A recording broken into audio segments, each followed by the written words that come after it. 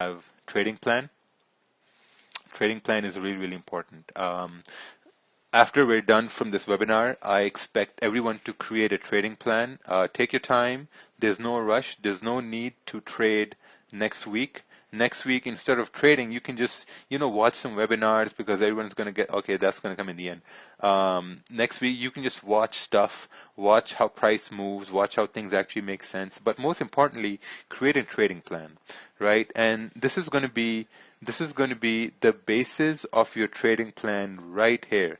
First, you're going to think about what time are you going to trade.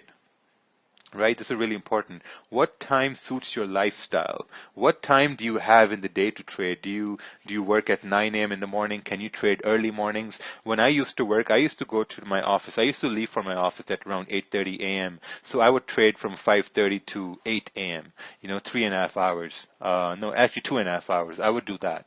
Then I would say that, okay, if I have that time to trade early morning, what session is that going to be? Is that going to be New York session, London session, Asian? So I have to understand that, okay, so I knew, okay, I'm going to have New York session to trade. So I'm going to write that down. So I'm going to write down the time. I'm going to write down what session I'm going to trade. And then I'm going to say, okay, is there going to be enough volume at the time that I'm going to trade? Like if you have time to trade between the New York afternoon, there might not be enough volume to trade at that time. Some people, they do work, and they have time to trade at the time when there's no volume. When there's no volume, then you might be looking at the higher time frames, the 4-hour, to see if you can maybe get like a higher time frame trade based on the candles or not. But the most important is you're understanding if there's going to be volume to trade at that time or not, right? And then you're going to see that, okay, if there's going to be any news coming at that time or not. I think my jaw muscles are making some abs right now from all the talking. So first off, there's going to be time to trade, right? Next is going to be, my jaw's getting gains. Next is going to be what pairs are you going to trade? Like are the pairs which you're going to choose, are they in session? Are the pairs correlated? We talked about pair correlation in the very, very beginning, where we said that, okay, if you want to choose, let's say, GBP USD in the New York, you might find that the pound and the USD is going to, the pound and the USD they might move, they might consolidate, because like in the New York session, pound and USD is influenced by both pairs, right? With both currencies, sorry. And then you're going to see, okay, how is the spread of the pair that you're going to choose? Is the spread too big? Is the spread too low? So those things really matter as well. Next thing is going to be, have you watched the pair enough? Have you sat and really back tested it? Back tested means have you live tested the pair or not? We did a webinar that I'm going to share that you guys will find in the drive. It's about live back testing and back testing. It's very important. So how's the spread? Have you watched a pair enough? So when I started trading GPJPY, I watched GPJPY for about a month in New York session to see how it moves. Do I really understand the fundamentals behind it? We didn't really go over fundamentals a lot. That's left for another time because I didn't want to overload a lot of people with a lot of information, right? So do you understand the fundamentals? Like if someone's trading the USD CAD, right? Or if someone's trading CAD-JPY in New York, then you might want to know that, okay, what are the news around oil? Because oil moves CAD, or like if you're trading in the pound, you're knowing that, okay, what are news around Brexit? What are news around, with the coronavirus thing happening? What's Boris saying? What's the whole fundamentals around that pair, right? That's really important. So time to trade, what pair to trade. Next, you're going to have risk management. This is really important. What's your daily risk?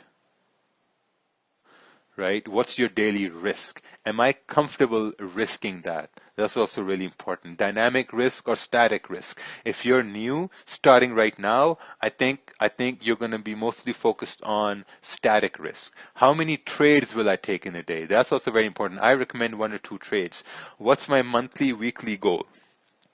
Let's say if your weekly goal or your monthly goal is 20%, Now you're breaking it down into weekly goals. Weekly goal might be 5% per week, and now if you break it down to a daily goal might be 1% a week, so now you put that in perspective that, okay, now I have some money in the bank. I have money in the bank in my savings account, and the bank offers me 2% a year. Now 2% a year is dog shit, because I know that if I'm focusing on, let's say, 20% a month in trading, I can easily get 1% a day.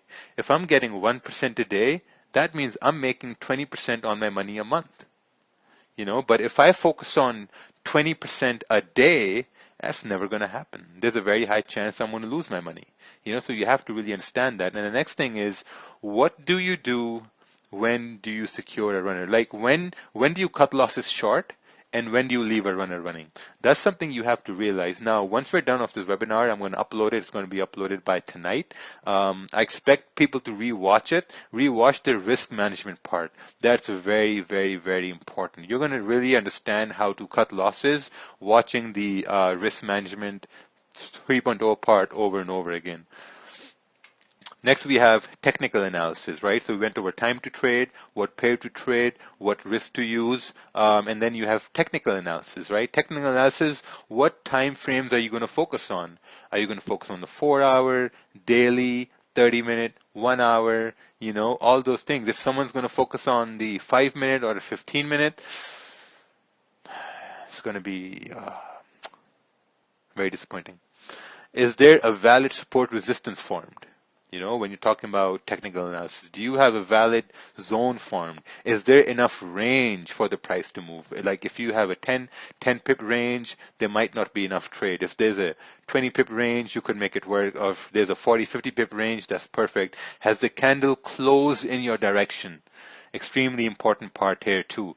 Does the stop loss make sense? Is the stop loss too big? Is the stop loss too small? Is the stop loss at the wick or below the wick? Those things are very important when you're talking about technical analysis. Next, you have trade management, right? How are you managing trade? Are you comfortable with your gain? Has trade moved in your favor? And are you comfortable with what you want to secure? I'm always comfortable in securing 10, 12, 15 pips, man. Since I started, I've been securing 10 pips since I started, June 2016. I'm guilty. People say, hey, they are the 10 pip army. Man, 10, 12, 15 pips has made me a lot of fucking money over the last 4 years. But the first year it was trial and error. I started learning. But the second year hit, things just start to change, because you start to understand that, okay, this is like you come in every day, you get what you can get, and then you just go back the next day. That's how it works. Are you comfortable with your gain? Like obviously if you're looking at the 4-hour time frame, or if you're, hey, is my audio okay? Can you guys hear me?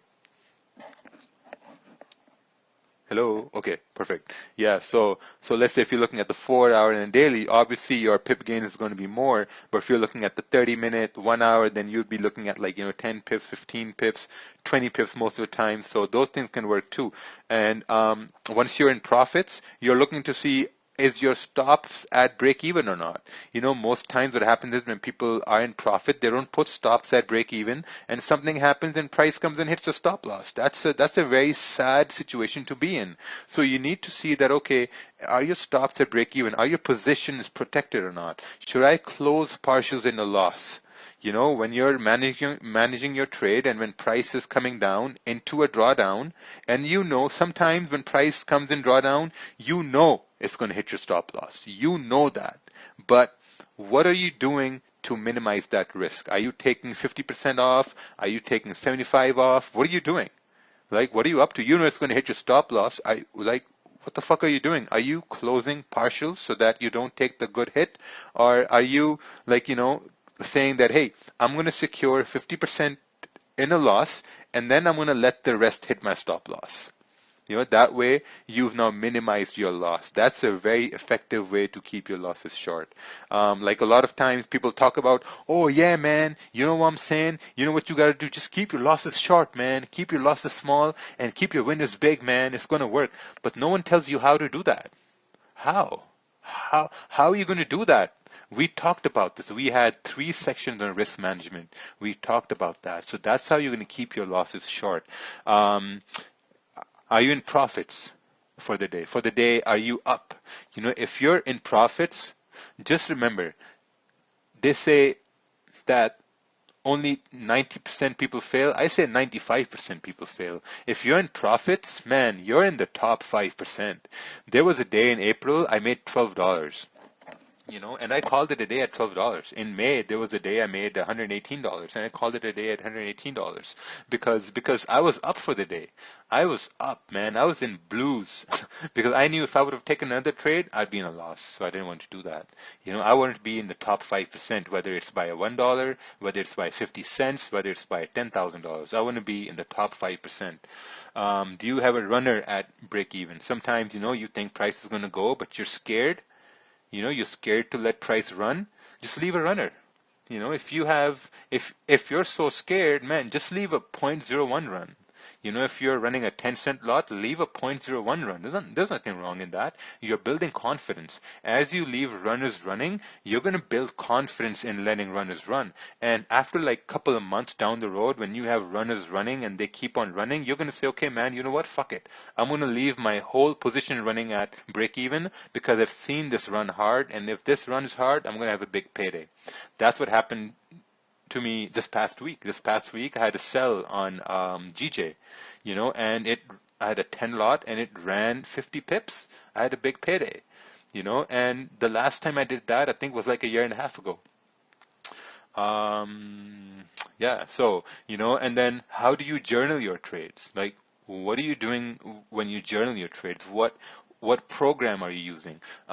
What I personally use is, I'm going to write it down here. Come on, Zoom, work with me here. Trixie.trade. This is what I use to journal my trades, but most of the time, I just keep before and after pictures of my journaling. I have a before trade picture and then I have an after trade picture. What that means is then I know what I was thinking and what actually happened. If it was a win, I'm like, perfect, it played out. Now I'm going to start to look for the same thing the next day as well. Someone mentioned Trello. Trello is another good thing here. You can Google Trello. I don't know what the website is, so Trello. Yeah, I think Paul and some other people use Trello, right? So at the same time, if you had a loss, if you had a losing trade, and if you had before and after pictures, what's going to happen is now you're going to look at the loss and you're going to say, okay, how could I have made this loss better? How could I have seen something that, how could I have seen something to take a better trade? We have a webinar in the database on gaps and losses as well, which I will highly encourage people to view. That will make you go over the fact how to analyze your losses.